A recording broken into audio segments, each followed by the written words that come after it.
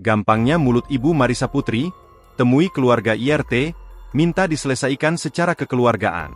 Orang tua Marissa Putri, mahasiswa yang menabrak seorang ibu di Pekanbaru, hingga tewas bereaksi setelah putrinya ditetapkan polisi sebagai tersangka.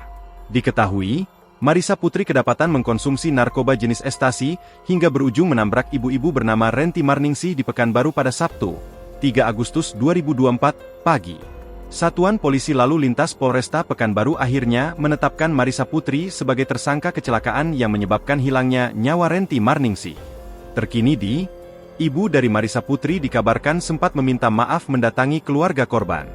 Bahkan sang ibu meminta agar kasus putrinya bisa diselesaikan secara kekeluargaan. Hal itu diungkap oleh salah satu anggota keluarga korban dilansir dari akun X Jihan_SW. Malam ini ibu si pelaku datang ke rumah almarhum sepupuku minta maaf dan minta diselesaikan secara kekeluargaan, tulisnya. Namun permintaan tersebut ditolak oleh keluarga besar korban.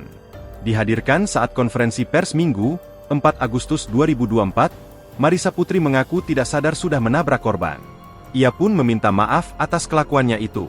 Mahasiswi kampus swasta itu mengaku sebelumnya mengkonsumsi alkoholnya dan ditawarkan narkoba oleh rekannya. Ia pun membantah kabur setelah menabrak korban Renti Marningsih di Jalan Tuanku Tambusai Pekanbaru.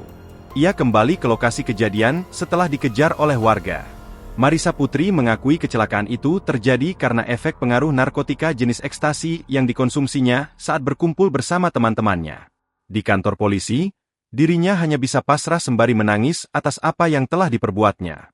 Marissa Putri mengaku bahwa dirinya diajak oleh temannya dari Jakarta untuk mencoba obat haram tersebut. Tak menggubris pertanyaan Kompol Alvin, Marissa Putri justru mengelak bahwa dirinya tidak menyukai pil ekstasi namun dipaksa temannya.